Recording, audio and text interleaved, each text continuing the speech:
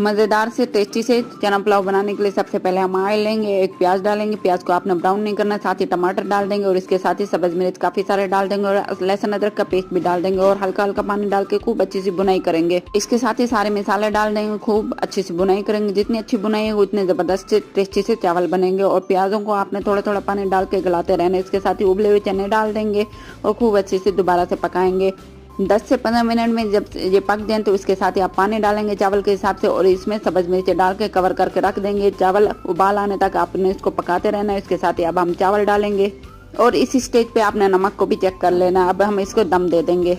अगर चावलों को 30 मिनट से ज़्यादा टाइम हो गया भिगोए हुए तो हम इसको खुश्क दम देंगे और अगर चावल 10 मिनट पहले भिगोए हैं तो हम इसको गीला दम देंगे और कपड़े को गीला करके हम दम देंगे। और इसको माशाल्लाह ज़बरदस्त बहुत अच्छे से खुशबू आ गई है।